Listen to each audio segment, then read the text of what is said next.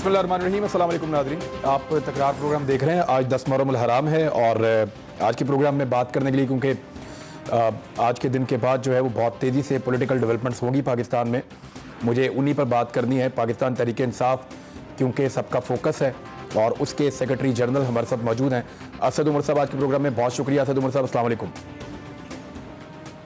वालेकुम अस्सलाम। असद उमर साहब, डायरेक्टली बातचीत का आगाज़ करते हैं क्योंकि 11 मुहर्रम से जो है वो एक्टिविटीज़ बहुत तेज़ी से शुरू होने वाली हैं, पंजाब में भी, वफाक में भी, और ऐसा लगता है कि फ़ाइनल राउंड की तरफ बढ़ रहा है मामला। अगर तो रिजीम चेंज ऑपरेशन को मुकम्मल रिवर्स होना है या उसको कंटिन्यू होना है तो ये अगले 20-25 दिन बहुत इम्पॉर्टेंट होने वाले हैं, जो हमें समझ आ रही है सियासत का छोटा मोटा तजिया करते करते। अब पहला सवाल तो ये है कि ममनुआ फंडिंग केस में हुकूमत तहरीक इंसाफ पर पाबंदी लगवाना चाहती है और फिर तोशा खाना का एक केस है, उसको भी उठाकर इलेक्शन कमीशन ऑफ पाकिस्तान में दिया है। इमरान खान को टेक्निकल नॉकआउट क्या किया जा सकता है? आप लोगों ने इसकी असेसमेंट की है, कानूनी असेसमेंट? जी बिल्कुल, और ये मैंने इस्तेलाह लोगों को इस्तेमाल करते हुए सुना है और माजरत के साथ ये भी मुमकिन नहीं है। टेक्निकल नॉकआउट का तो मतलब ये है कि काम को गलत हो गया है, नीयत खराब नहीं थी लेकिन गलत काम हो गया है, तो इसलिए कानूनी तौर पे शायद ये मुमकिन हो सके। ऐसा भी नहीं है, बड़ी आसान सी बात है। कानून बड़े वाज़े है, आइन के अंदर लिखा हुआ है कि किस किस्म की जमात पे पाबंदी लगाई जा सकती है और उसके लिए उस जमात का मुल्क की सालमियत के खिलाफ काम करना, एक साजिश का हिस्सा बनना ज़रूरी है, जो ज़ाहिर है पाकिस्तान की सबसे बड़ी सियासी जमात, सबसे बड़ी जमहूरी कुव्वत का एक मजाक ही है ये बात भी करना।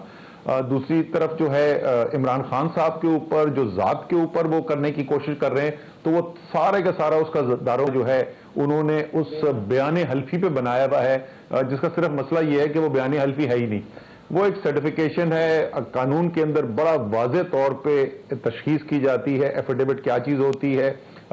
मसलन जब हम इलेक्शन के गोशवारे शामिल कराते हैं उसके अंदर एफिडेविट दिया जाता है, बयान हल्फी दिया जाता है, क्योंकि आप अपने असासों की बात कर रहे हैं और आपका ये कानून आपसे एक्सपेक्ट करता है कि आपको अपने तमाम असासों का पता होगा, इसलिए आप एक हल्फ के ऊपर एक बयान देते हैं। सर्टिफिकेशन का मतलब यह होता है कि जो बराह रास्त आपकी मालियत नहीं है, आपके असासे नहीं है, आपकी आमदनी और अखराजात नहीं है, सारी दुनिया में फैले हुए डोनेशंस आ रही हैं, तो उसका एक तरीक़ेकार है। पार्टी की जो टीम है वो पहले बनाती है अकाउंट्स, ऑडिटर के साथ बैठती है, ऑडिटर उसके ऊपर एक ड्राफ्ट रिपोर्ट बनाते हैं, फिर वो चेयरमैन तक पहुंचती है, यानी इमरान खान साहब तक पहुंचती है, और इमरान खान जो दस्तखत करते हैं उसके ऊपर बड़ा बड़ा लिखा होता है सर्टिफिकेट, तो कोई उसमें इबाहम नहीं है, ये एफिडेविट नहीं है, सर्टिफिकेट है, और उसके अल्फाज में ये लिखा होता है to the best of my knowledge and understanding, यानी कि जो मेरे पास मालूमात आई हैं उसके मुताबिक ये दुरुस्त है। इतनी सी बात है, कोई भी आप कानूनदान से बात कर लें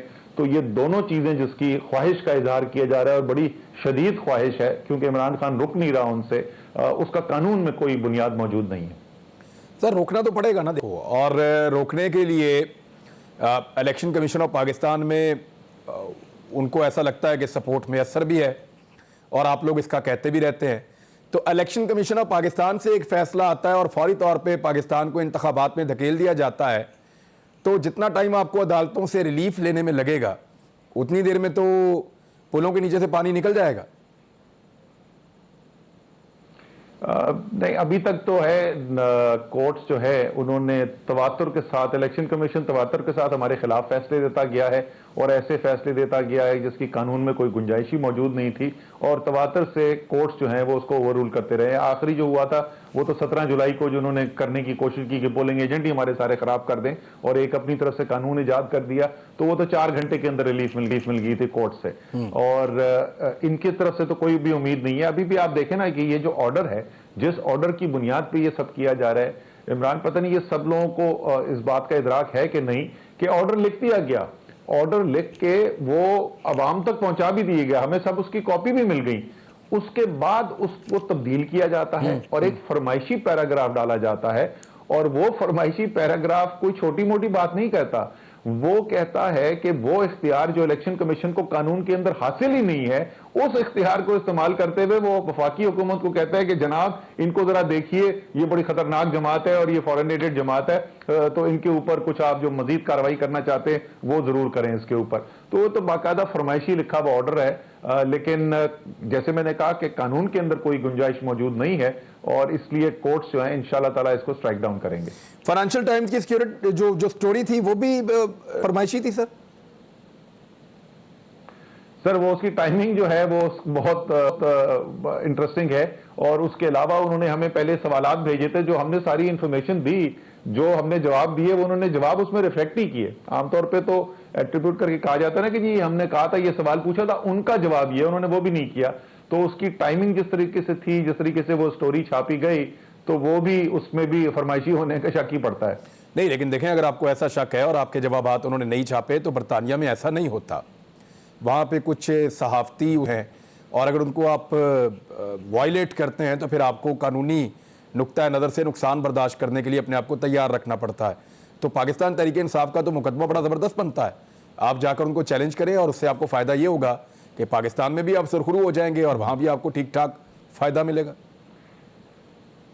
अच्छा इमरान, उसके अंदर अगर स्टोरी को पढ़े ना तो तहरीक इंसाफ पे तो बराह रास्त इल्ज़ाम कोई है नहीं। वो हम वोट ऑन क्रिकेट क्लब से जो वहाँ पर फंड रेजिंग की गई, उस फंड रेजिंग से जो है वो पैसा तहरीक इंसाफ को भेजा गया, ये तो हम भी यही कहते हैं, हमारी रिटर्न के अंदर मौजूद है, हमने इलेक्शन कमीशन के अंदर ये जमा कराया है, ये तो कोई छुपी भी बात नहीं है। वो ये कहते हैं कि जैसे उसके अंदर पैसे आए उस अकाउंट के अंदर, उसके अंदर कोई खराबी थी और कोई और पैसा था जो उसके अंदर शामिल कर दिया गया। हालांकि हमारे पास तमाम तफसील मौजूद है। वो एक इवेंट नहीं था, एक लंदन के अंदर हुआ था, एक दुबई में फंड रेजिंग हुई थी, और उसके पूरे वो $2 बिलियन के लगभग की जो अमाउंट है, वो सारे पाकिस्तानी डोनर्स की लिस्ट भी हमारे पास मौजूद है, वो कोर्ट के अंदर हम जमा भी करा देंगे। लेकिन उन्होंने इल्जाम आरिफ नकवी पे लगाया है, तो तहरीक इंसाफ जाके वहां पे हत्या की इज्जत नहीं कर सकती। वो दावा जो है अगर करना है तो आरिफ नकवी ने करना है। आजकल उनको आपको पता है कानूनी मुश्किलात भी हैं।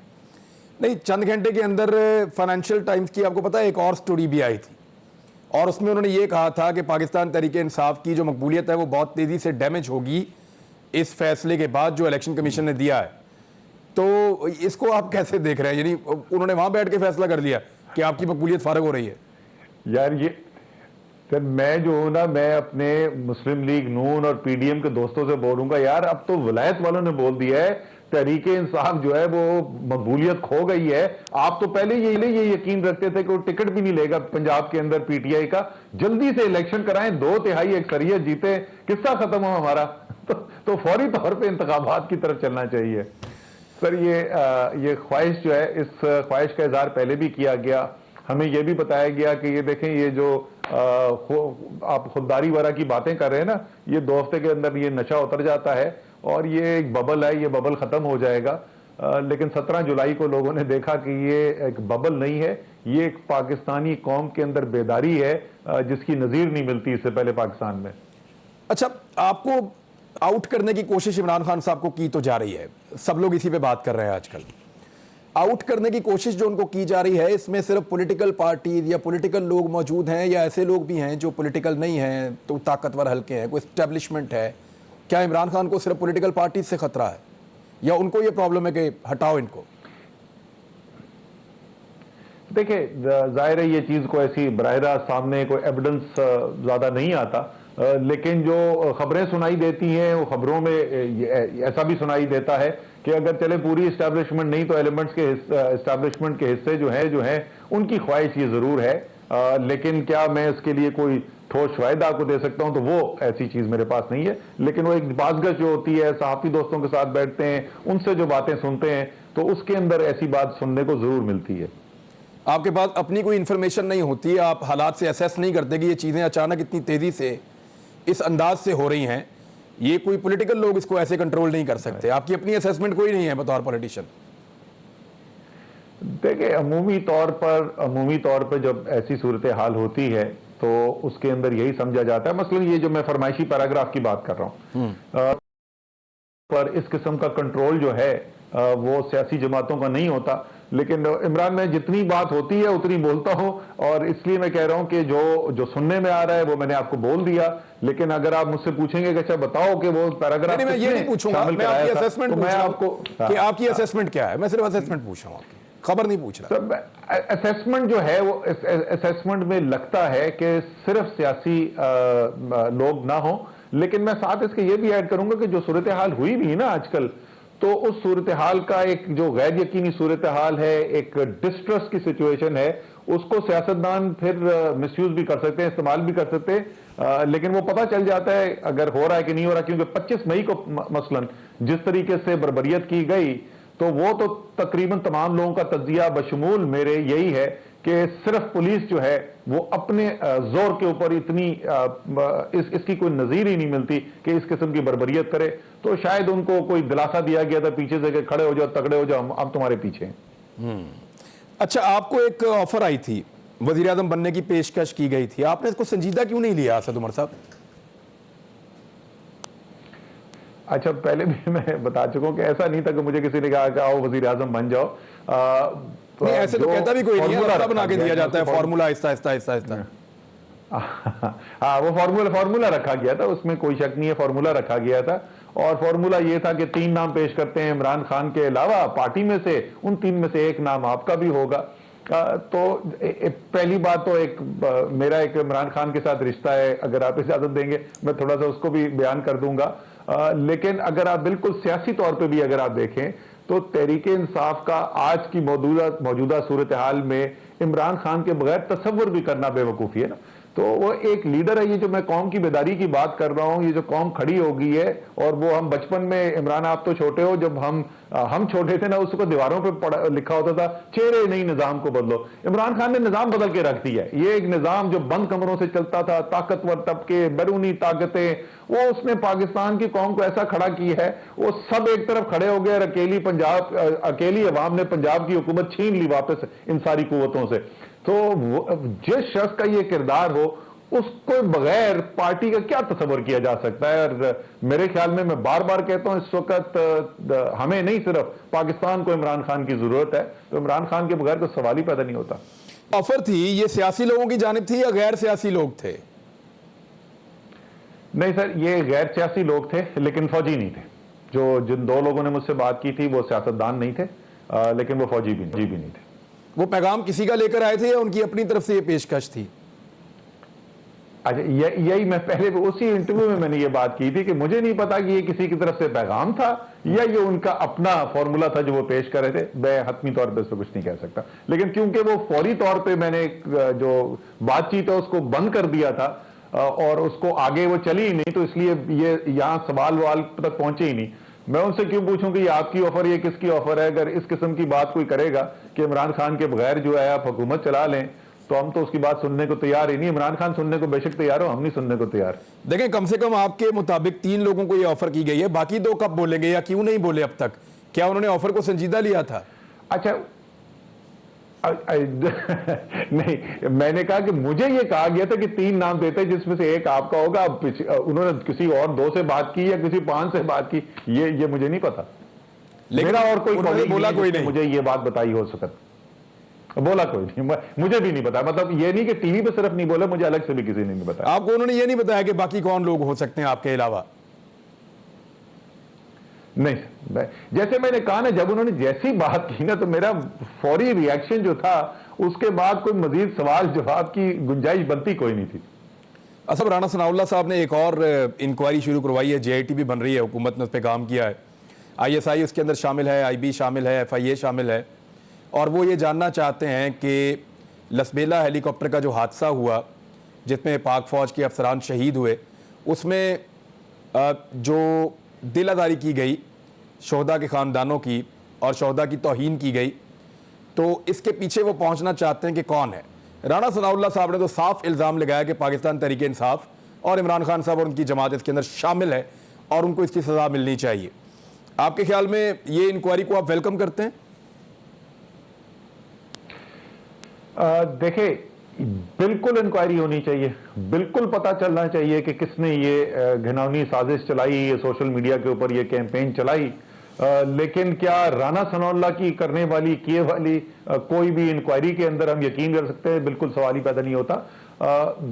जिस तरह जब आप कोई कत्ल भी हो जाता है ना, तो उसको जब आप इन्वेस्टिगेशन तहकीकात करनी शुरू करते हैं तो कुछ आपके पास एविडेंस होता है, कुछ जिसको बोलते हैं सर्कमस्टेंशियल एविडेंस, मतलब वो एक वाकयाती जो शवाहिद हैं। वाकयाती शवाहिद ये हैं कि पीडीएम की लीडरशिप भरी हुई है उन लोगों से जिनके अवामी बयानात रिकॉर्ड के ऊपर मौजूद हैं, फौज के खिलाफ बदतरीन जहर उगलते हुए।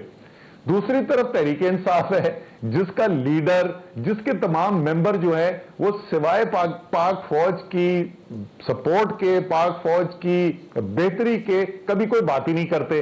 तो अगर मैं सर्कमस्टेंशियल एविडेंस देखूं या जो वाकयाती शवाहिद है उनको देखूं, तो मेरी तो सबसे पहले जो शक की निगाह है वो तो जाएगी पीडीएम के लोगों के ऊपर, उस मरियम के ऊपर जिसने कहा कि एपीएस का हादसा भी खुदा न खास्ता फौज ने खुद करा दिया, उस नवाज शरीफ के ऊपर जिसने जो इंडिया को बोलता है कि ये मुंबई का हमला जो है वो पाकिस्तान की फौज ने कराया, उस आसिफ जरदारी जो कहता था कि मैं फौज की ईंट से ईंट बजा दूंगा, उस ख्वाजा आसिफ के ऊपर जो कहता था कि ये फौज जो है ये अवाम की हड्डियों से गोश्त नोच के खा गई है, उस सरदार अयाज सादिक के ऊपर जो कह रहा था कि भारत के साथ जिस वक्त बालाकोट की सूरत हाल हुई और हमने उनका जहाज गिराया तो उसके बाद आर्मी चीफ जो है उनकी टांगें कांप नहीं थी। और आपको पता है कि इंडियन मीडिया ने कैसे, मैं तो आगे ये आधा घंटा और बता सकता हूं कि किस किस ने क्या कहा। फजलुर रहमान साहब ने तो जो कहा वो यहां बता भी नहीं सकते, उन्हीं की तरफ जाती है।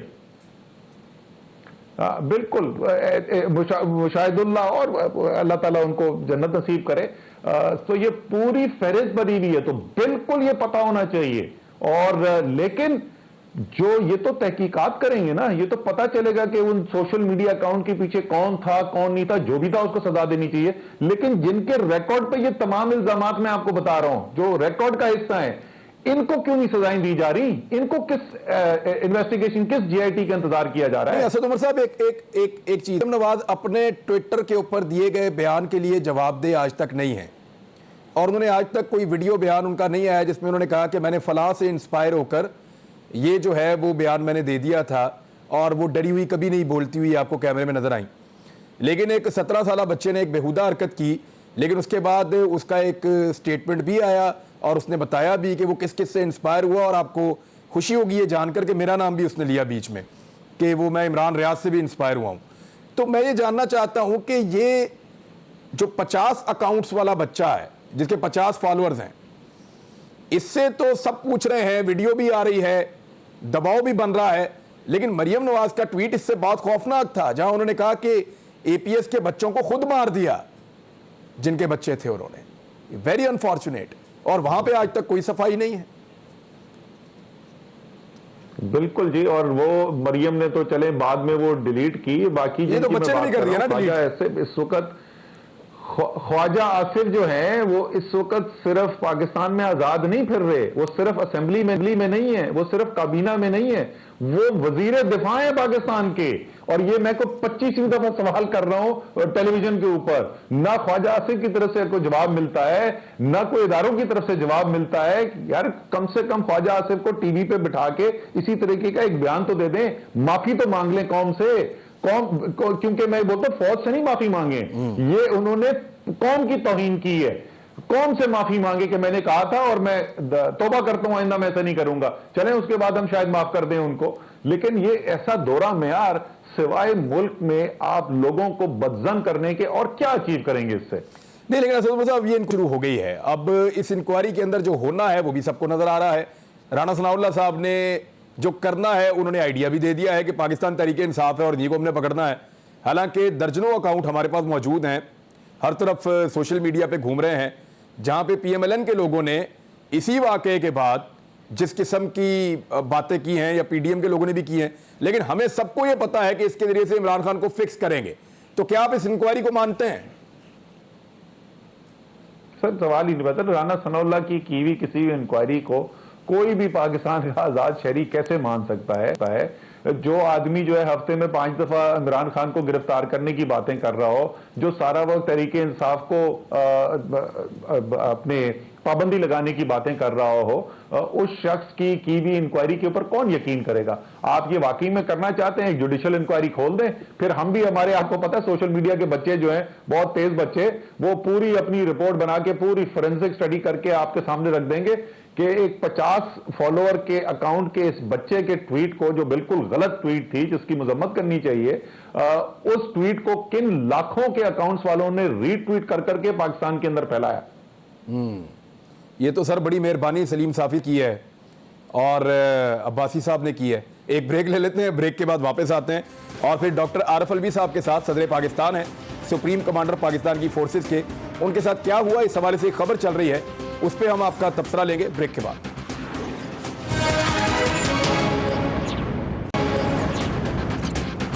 वेलकम बैक नाज़रीन, असद उमर साहब हमारे साथ मौजूद हैं। असद उमर साहब, डॉक्टर आरिफ अलवी पाकिस्तान के प्रेसिडेंट हैं और सुप्रीम कमांडर हैं पाकिस्तान की फोर्सेस के। एक खबर चल रही है जिसके मुताबिक ये है कि आरिफ अलवी साहब ने या उनके ऑफिस ने राब्ता किया प्राइम मिनिस्टर ऑफिस से, क्योंकि प्राइम मिनिस्टर ऑफिस सदर की मूवमेंट के मामलात को डील करता है, और वहाँ से राब्ता किया गया और ये कहा गया कि वो जाना चाहते हैं बतौर सुप्रीम कमांडर पाकिस्तान की फोर्सेस के शोहदा के लवाहिकीन के पास और शामिल होना चाहते हैं इस मौके पर। तो उसमें यह कहा गया कि पहले वज़ीर आज़म जाएंगे और फिर बाद में आपका बंदोबस्त किया जाएगा, और उनको इस तरीके से रोका गया। इसी बीच में जब उनको रोका गया तो मीडिया के कुछ लोगों ने इस पर प्रोपेगेंडा शुरू किया और ये बाकायदा करवाया गया कि आरिफ अलवी साहब को लवाहिकीन नहीं आने दे रहे। हालांकि उसके बाद इमरान खान साहब गए और वो सारा प्रोपेगेंडा टूट गया। ये क्या चल रहा है सर, इसमें क्या है? सर बहुत इंतहाई अफसोस की बात है। पाकिस्तान के जमहूरी निज़ाम के, पाकिस्तान के सबसे बड़ा आईनी ओहदा सदर पाकिस्तान का होता है, और उनके साथ इस तरीके की पूरी गेम खेली जाए और उसके बाद वो चलाया जाए पूरा मीडिया के अंदर उसको। और आपको पता है कि आरिफ अलवी जो हैं, वो उनकी एक ट्रेडिशन, जब से वो सदर बने थे, वो जब भी कोई भी शहीद होता है तो उनसे रब्ता भी करते हैं और जो कोशिश करते हैं कि एक पाकिस्तान की रियासत की नुमाइंदगी करते हुए वो शोहदा के लवाहिकीन को ये एहसास दिलाएं कि पूरी कौम जो है वो फ़ख्र करती है उनके शोहदा के ऊपर। तो यहाँ पे तो बहुत ही हाई प्रोफाइल केस है। मैं तो हर जो भी शहीद होता है उसके साथ वो ये करते हैं, और उसके बाद ऐसी कैंपेन चलाई गई। अच्छा, वहाँ पर उस जनाजे के अंदर मैं भी मौजूद था, परवेज खटक थे, असद कैसर थे, चीफ मिनिस्टर केपी थे, फवाद चौधरी थे, और 3-4 हमारे दोस्त वहाँ पे मौजूद थे, उमर अयूब थे। हमें तो किसी ने नहीं रोका, ना किसी ने आने से मना किया, तो क्यों कोई सदर पाकिस्तान को आने से मना करेगा? नहीं, वो तो ये कह रहे थे ना कुछ सहाफ़ी कि जनाब सदर पाकिस्तान को इसलिए रोका जा रहा है कि पाकिस्तान तहरीक इंसाफ के लोग ट्रोलिंग कर रहे हैं इस वाक़े को लेकर, और DGISPR ने वैसे इसके ऊपर कोई जवाब नहीं दिया। उन्होंने कहा कि मैं इस पर बात ना करूं तो बेहतर है। उनको वैसे ही जवाब देना चाहिए था। उनको सदर पाकिस्तान की पोजीशन जो है उसको क्लियर करना चाहिए था, लेकिन उन्होंने जवाब देना मुनासिब नहीं समझा। लेकिन वही तो मैं बोल रहा ना कि तहरीक इंसाफ के ट्रोलिंग कर रहे थे, तो हम भी तो तहरीक इंसाफ के लीडर हैं साहब। हमें तो किसी ने ट्रोलिंग नहीं की। हमें तो बहुत सारे लोगों ने, जिस को पता चला उन्होंने इस बात के, बल्कि हमें कहा कि आपने बहुत अच्छा किया कि आप वहाँ गए नमाज जनाजा के अंदर, और एक तहरीक इंसाफ की वहाँ पर नुमाइंदगी हुई। ये इस बात को तो सराहा गया तहरीक इंसाफ के सपोर्टर्स में। ठीक है सर, ये बताएं कि आपने जहाँ पहले रावलपिंडी में रखा, इस्लामाबाद में परेड ग्राउंड में, फिर पता चला कि शायद रावलपिंडी जा रहा है, और अब आप जलसा लाहौर लेकर आ गए हैं। वजह क्या है? तहरीक लब्बैक का वहाँ पे एक इज्तिमा और उनका इस्लामाबाद की जानिब बढ़ने का ऐलान, उसकी वजह से आपने ये किया है, या कोई आपकी अपनी स्ट्रेटजी तब्दील हुई है? ये क्या था इसके पीछे? नहीं, परेड ग्राउंड वाला जो है वो इंडिकेशन हमें यही मिली थी इंतजामिया से कि इसकी अप्रूवल नहीं मिलेगी, और उन्होंने यही कहा था कि तहरीक लब्बैक ने पहले उसके लिए अप्लाई किया हुआ था, उनको भी अभी तक अप्रूवल नहीं मिली है। तो उससे हमें अंदाजा हो गया था कि ये, तो हमने कहा कि बजाय कि हम इंतजार करते रहें और जलसे से 2 दिन पहले हमें ये बताएं कि आपको जगह नहीं मिलेगी, जब उन्होंने जुबानी तौर पर यह बात कर दी है तो बेहतर यह है कि हम किसी और जगह का इंतजाम करें। पिंडी के स्टेडियम को देखा गया था, लेकिन वो मौजू उसके लिए नहीं थी जगह, तो इसलिए अब हम इसको लाहौर ले गए। नहीं, पिंडी में तो बहुत सारी मौजूद जगह हैं और आप लोग जलसे करते भी रहे हैं, होते भी हैं। क्या तहरीक लब्बैक कोई वजह है कि आप वहां से? नहीं, उसकी वजह से नहीं, उसकी वजह से नहीं था। इमरान उमूमी तौर पर पिंडी के जलसे जो हैं, बड़े जलसे, वो लियाकत बाग में उतरे। लियाकत बाग बहुत छोटी जगह है। इमरान खान, मुझे याद है जो पिछला मीनार पाकिस्तान में जलसा हुआ था रमजान में, जब हमने जलसा किया था, तो मुझे याद है मैं खान साहब के साथ बैठा हुआ था, तो मैंने कहा था माशाल्लाह पाकिस्तान छोटे पड़ गए हैं आपके जलसों के लिए। तो वो लियाकत बाग तो बहुत ही छोटी जगह है।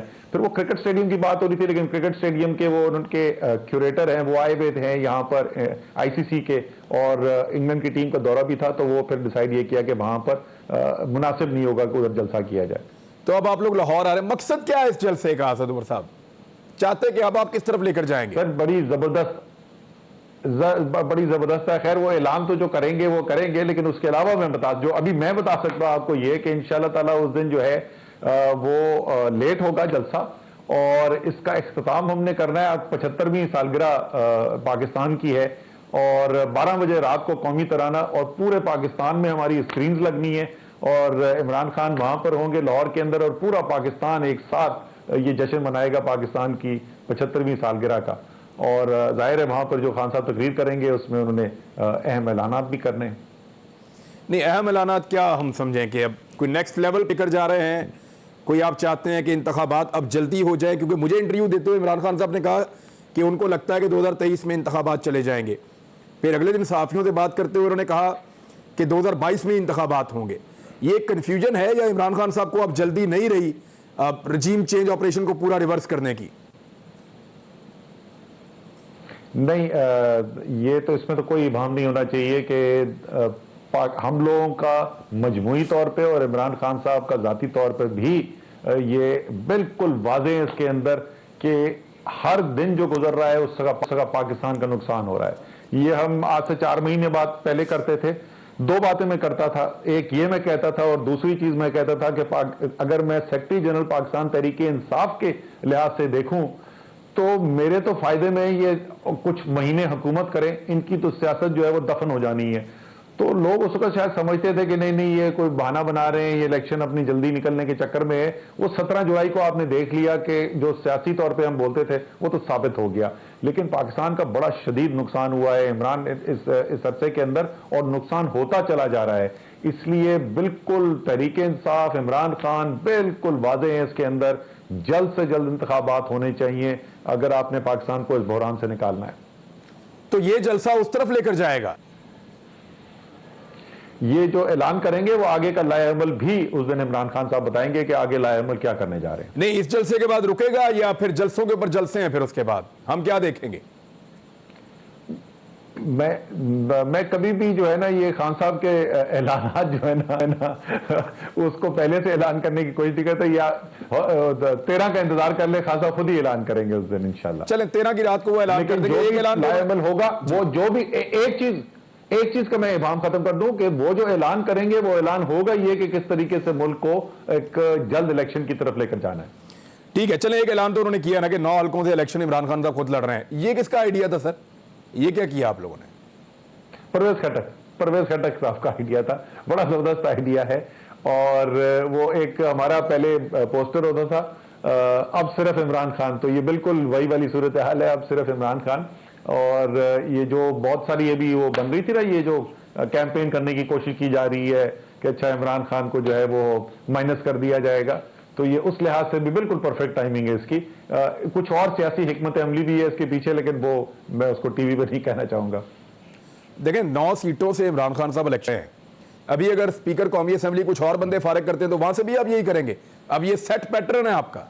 ऐसा ही करें, ये सेट पैटर्न है। जब तक जनरल इलेक्शन नहीं होंगे हर तरफ इमरान खान फारिग करने से पहले इमरान खान जी चारों मैं कल ही काफी हूं।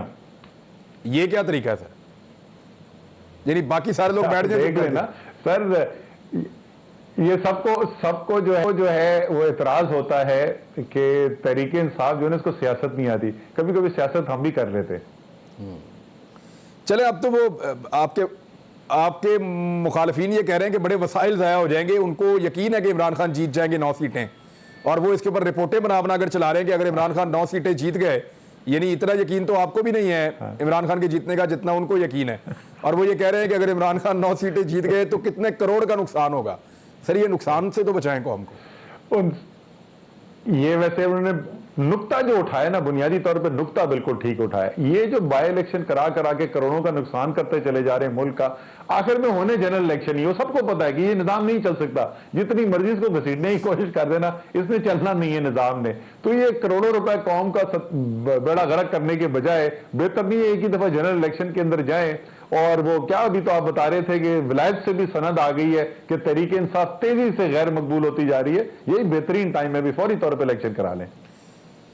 किस किस को आप चाहते हैं कि इमरान खान के मुकाबले में इलेक्शन लड़ने के लिए? फजलुर रहमान साहब असेंबली में नहीं हैं और बहुत सारे लोग हैं, शरीफ खानदान, जरदारी खानदान, किसको आप चाहते हैं? असफंद यार वली नहीं है, सब नूरानी साहब नहीं है और बहुत सारे लोग। जी, हर वो शख्स जो अवामी लीडर होने का दावेदार है उसको आना चाहिए। अगर इमरान खान 9 सीटों से इलेक्शन लड़ सकते हैं तो उन सबको एक एक हल्का तो मिल सकता है ना। केपी के अंदर 4 इलेक्शन हो रहे हैं, वहां पे ये एमल वली और ये सब लोग जो है ये आए इलेक्शन लड़ने के लिए, आके जरा आजमाएं अपनी ताकत अवाम के अंदर। फजलुर रहमान साहब को भी आप चाहते हैं कि वो लड़े इलेक्शन? फजलुर रहमान साहब जो बड़ी ज्यादती की उनके साथ तहरीक इंसाफ ने, और दोनों सीटों से उनको हरा दिया डेरा इस्माइल खान ने। लेकिन अब तो यकीनन मौलाना जो है वो बहुत मकबूलियत की बुलंदी पर पहुंचे हुए होंगे इस रजीम चेंज ऑपरेशन के बाद।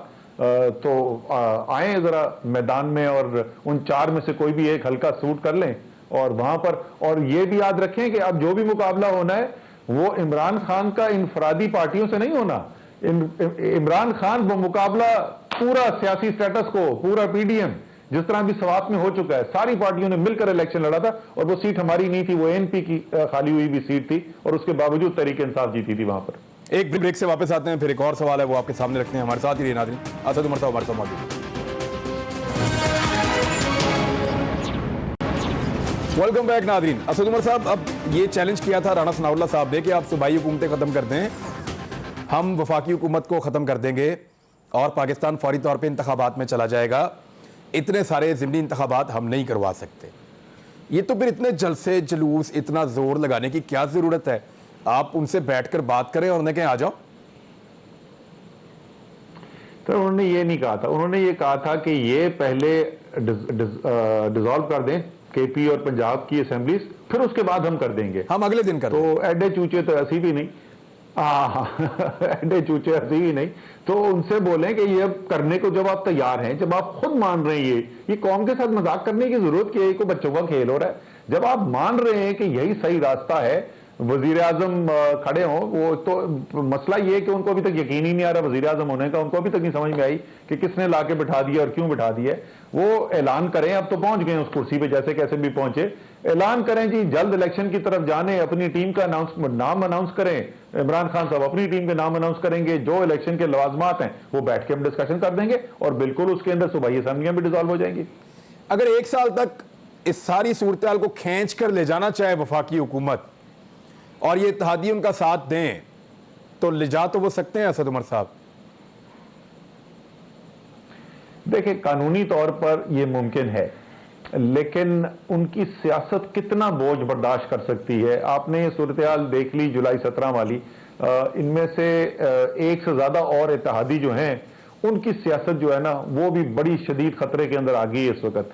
तो ये निज़ाम जो है इस वक्त अमूमी तासुर, आपको पता है ये क्या बोलते हैं, ये बहुत सारे आपको भी बोलते होंगे मुस्लिम लीग नून वाले, हम तो छोड़ना चाहते हैं, वो नहीं छोड़ने देते। अब वो जो है वो आपको पता है कि वो किसको बोलते हैं कि वो नहीं छोड़ने देते। ये अमूमी तासुर इन्होंने फैलाया है कि हम तो छोड़ना चाहते हैं, वो नहीं छोड़ने देते। तो ये तो नजर आ रहा है। और आपको पता है कि पार्टी के अंदर बड़ी खुल के इसके अंदर इख्तलाफ भी है मुस्लिम लीग नून के अंदर के, और कहा यह जाता है कि नवाज शरीफ जो है वो नहीं चाहते ये हुकूमत चले। हालांकि ये सबको पता है कि नवाज शरीफ की मर्जी को चिड़िया नहीं पर मारती मुस्लिम लीग नून में, लेकिन दो राय तो वहां पर जरूर पाई जाती है ना। नहीं, फजलुर रहमान साहब ने तो बाकायदा ये पोल खोल दिया था, ये कहकर के नवाज शरीफ साहब की तहरीक अदम एतमाद के मामले पे और इन तमाम मामलात के ऊपर पूरी मुशावरत और मर्जी शामिल थी। ये तो अभी फजलुर रहमान साहब ने कहा है। तो जी 100%। और आप जिस तरह हम सियासत देखते हैं, आप सियासत को कवर करते रहे, जो भी मुस्लिम लीग नून को जानता है उसको पता है कोई बड़ा फैसला मुस्लिम लीग नून में नवाज शरीफ की मर्जी के खिलाफ हो ही नहीं सकता। अगर 1 साल तक इंतखाबात नहीं होते तो ये हुकूमत के जो फाशिस्ट इक़दामात हैं आप लोग उनका मुकाबला करते रहेंगे ऐसे ही? यानी ये तो आपकी पार्टी को बैन भी करेंगे, करते रहेंगे जी। आपको बार बार बुलाएंगे भी, गिरफ्तारियां भी होंगी, एफआईए पकड़ेगी भी, इमरान खान को हो सकता है नजरबंद करने की कोशिश की जाए। ये सारी चीजें आपके दिमाग में तो होंगी। जी बिल्कुल है। और इमरान आज से 2-3 हफ्ते पहले तक जो सूरत हाल थी उसमें तो इनके पास ताकत इख्तियार इससे ज्यादा था ना। उस वक्त तो आधा पाकिस्तान पंजाब की शक्ल में इनके कब्जे के अंदर था, तो अडियाला जेल भी इनके पास हटे थे। तो अब हमने क्या, अडियाला जेल भी उनके पास थी। तो अब तो मैं जैसे बोल चुका हूं कि अब अगर ज्यादा कोई गैर कानूनी किस्म के इन्होंने इकदाम करने की कोशिश की तो 10 अगर ये पकड़ेंगे तो 20 हम भी पकड़ सकते हैं। तो उम्मीद है कि ये उस तरफ जाएंगे नहीं। मैं आपको यही लाना चाहता था, ये जो 20 पकड़ने की आपने बात की है, पंजाब में क्या चल रहा है? ये जितना भी आप कर रहे हैं 25 मई को लेकर, दीगर जो इश्यूज हैं उनको लेकर, ये एक्चुअली आप अटैक कर रहे हैं अपने डिफेंस के लिए या वाकई आप कानूनी चाराजोई कर रहे हैं?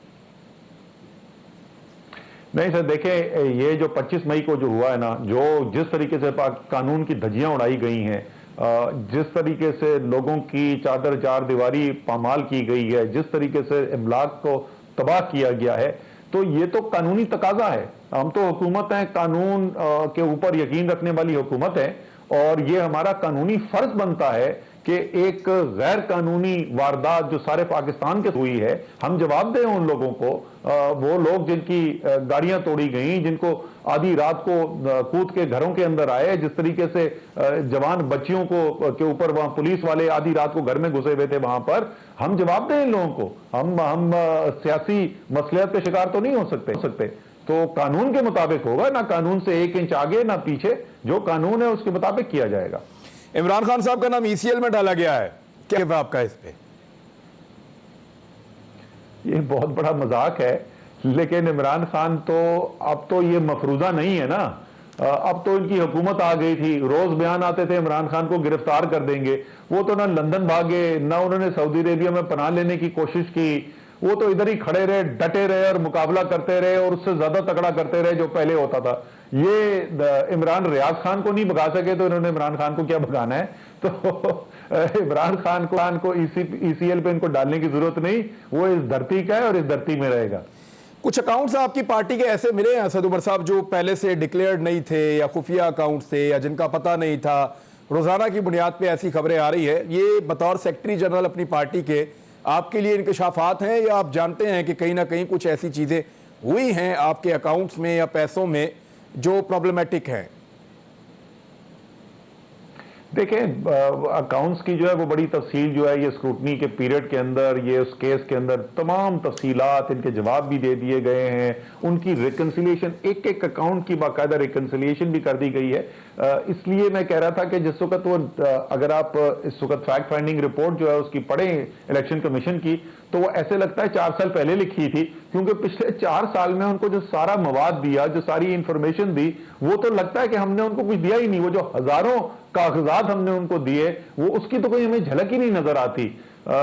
मसलन वो फारा की वेबसाइट से उठा के उन्होंने वो छाप दिए, और वो इतनी बड़ी इंडिविजुअल डोनेशंस की पूरी हमने जो रिपोर्ट दी हुई थी वो उसमें नहीं दी। उनको इतना बुनियादी कानूनी मसला नहीं पता कि कानून ये कहता है कि सियासी पार्टी को जो पैसा मिला, अगर आपका एक रजिस्टर्ड एजेंट है वहां पर, और वहां पे उसके ने कोई पैसे लिए जो वहीं पे उसने खर्च कर दिए, और वो कभी सियासी पार्टी के पास आया ही नहीं, तो उसमें कानून में कोई बंदिश ही नहीं है।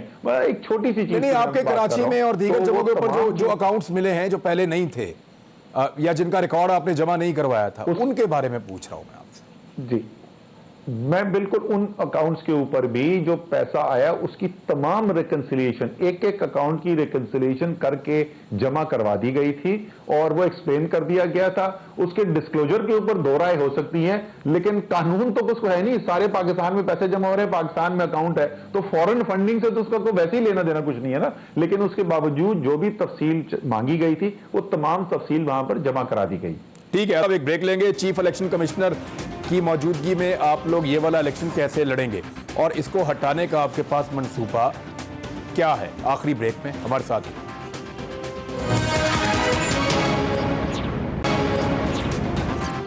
वेलकम बैक नाज़रीन। असद उमर साहब, आपका जो सबसे बड़ा टारगेट है वो ये है कि आपको एक अलग किस्म का इलेक्शन कमीशन चाहिए, और इलेक्शन कमीशन इस वक्त जो उसके लोग मौजूद हैं वो आपको काबिल कबूल नहीं है, लेकिन वो आइन और कानून के मुताबिक मौजूद हैं। एक तरफ आप जल्दी इलेक्शन मांग रहे हैं, लेकिन ये वाला काम जल्दी हो नहीं सकता, तो कैसे मुमकिन है कि आप अपने दोनों टारगेट्स अचीव कर लें?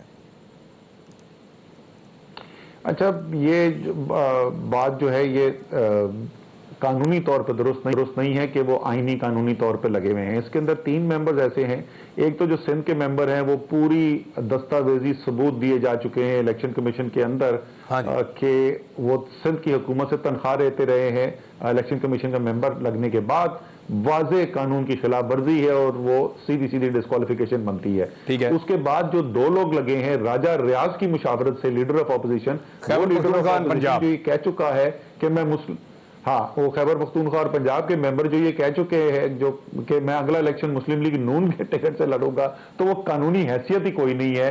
वो जाली एक कंसल्टेशन हुई है एक जाली लीडर ऑफ ऑपोजिशन के साथ। तो इसलिए, और ये दोनों चीजें जो हैं ये कोर्ट के अंदर चैलेंज हुई हुई हैं। तो ये जब भी ये मुकम्मल होगा लीगल प्रोसेस, तो ये तो 3 फारिग हो जाएंगे। और कमीशन मुकम्मल ही नहीं है जब तक पूरे 5 मेंबर्स ना हो।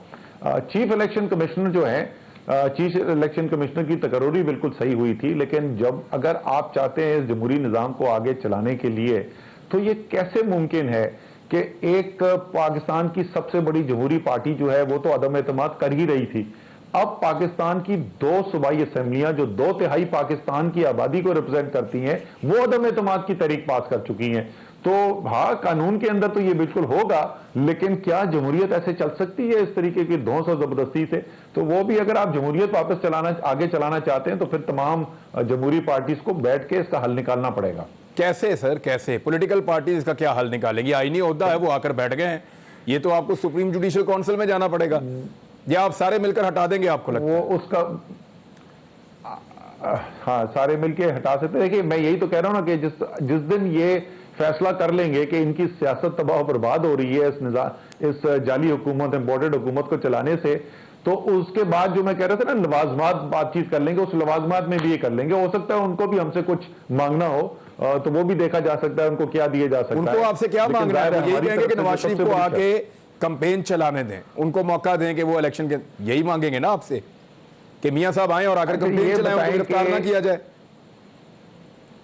मुझे ये बताएं कि ये कौन से कानून के तहत मरियम इतनी अरसे से बाहर निकली हुई है? वो तो कन्विक्टेड थी ना, बस इसी कानून के तहत मियां साहब भी ये कर रहे होंगे क्या? इमरान, वही तो मैं बोल रहा हूं ना कि इमरान खान ने उस वक्त इनको रोका था। तो हम जो भी कानून, जो भी कोर्ट फैसला करेंगे, हम उस कोर्ट के फैसले को मानते हैं हमेशा। हम तो मुस्लिम लीग नून है नहीं, जत्थे भेज के पंजाब हाउस से सुप्रीम कोर्ट पे अटैक करा देंगे।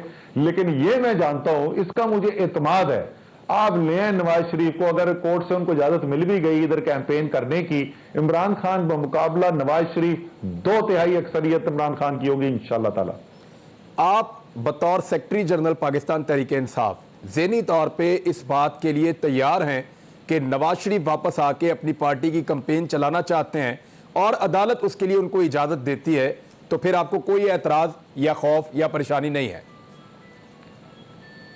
सर, जो कानून की राय है वो हम कोर्ट के अंदर पूरी अपनी कानूनी बैटल लड़ेंगे। मैं ये कह रहा हूं, सियासी तौर पे खौफ मुझे कोई नहीं है नवाज शरीफ। सर, यही तो आपका सौदा होना है अगर आपने इलेक्शन कमीशन ऑफ पाकिस्तान को तब्दील करना है। तो इसी को तो लेवल प्लेइंग फील्ड कहते हैं। मरियम नवाज साहब अपने बयान में कह चुकी हैं कि मियां साहब आएंगे फिर उनको गिरफ्तार नहीं किया जाएगा। सर, इससे ज्यादा अच्छी लेवल प्लेइंग फील्ड क्या मिलेगी कि इस वक्त एक वजीर आजम पाकिस्तान बैठा हुआ है जिसका बयान हल्फी जो है वो सारे पाकिस्तान के पास उसकी कॉपी मौजूद है, सोशल मीडिया पे मौजूद है। उसने कहा कि अगर मेरा भाई से ठीक होते ही फौरन वापस मुल्क में ना आया तो मैं जिम्मेदार हूं। बयान हल्फी है, सर्टिफिकेट नहीं है। वो वजीर आजम की कुर्सी पे बैठा हुआ है। तो तहरीक इंसाफ जो है वो बहुत कुछ बर्दाश्त कर लेती है क्योंकि सियासी तौर पे एतमाद है, कौम इमरान खान के साथ खड़ी हुई है। सियासी मैदान में हमें किसी चीज का खौफ नहीं है। कानून में जब जाएंगे, कोर्ट्स के अंदर जाएंगे तो पूरी कानूनी बैटल हम लड़ेंगे। 2 चीजें हैं ना सर, दोनों में से अगर आपको एक चूज करनी पड़े, इसी चीफ इलेक्शन कमिश्नर के साथ आपको इसी इलेक्शन कमीशन का आपको इलेक्शन में जाना है या फिर आपको मुकाबला करना है मियां नवाज शरीफ का सियासत के मैदान में, आप किसको चूज करेंगे दोनों में से? बड़ा बड़ा बड़ा फैसला, ये मुशावरत के साथ करने वाला फैसला है। असद उमर का मशवरा क्या होगा मुशावरत में? Asad Umar secretary general party का जो है वो टीवी पे बैठ के अपनी जाती राय नहीं बता सकता। नहीं, सूट क्या करता है आपके ख्याल में? नवाज शरीफ आके मुकाबला करें वो सूट करता है या इलेक्शन कमिश्नर है? पहले भी तो आपने दिल्ली इलेक्शन जीता है ना। मैं वो आपको देखिए, ये मैं आपको बता चुका हूं, मुझे कोई सियासी खौफ नहीं है नवाज शरीफ का। नवाज शरीफ की शक्ल सामने नजर आए तो शायद मेरा सियासी अटैक और मौसर होगा, वो मुझे कोई खौफ नहीं है। वो मैं आपको इलेक्शन कमिश्नर का आपको खौफ है कि ये आपके साथ गेम डाल देगा, ये खौफ है आपको? वो अच्छा, उसको भी देख लेना, उसने हर गेम तो डाल दी। अभी 17 जुलाई के इलेक्शन से पहले क्या क्या नहीं उसने हमारे साथ करने की कोशिश की, उसके बावजूद भी कौम जो है वो इतनी ज्यादा खड़ी हो चुकी है इमरान खान के साथ। और असल जो इमरान, ये जो परेशानी आई है ना, और ये एकदम से आपने फुर्तियां देखी हैं कि किस तरीके से तरीके इंसाफ को कोई पाबंदी लगा दो, इमरान खान को डिस्क्वालीफाई कर दो, ये 17 जुलाई के बाद हो गया। वो हिल गए, उन्होंने कहा जलसे जलसे आवाम निकल आती, ये तो देखा था।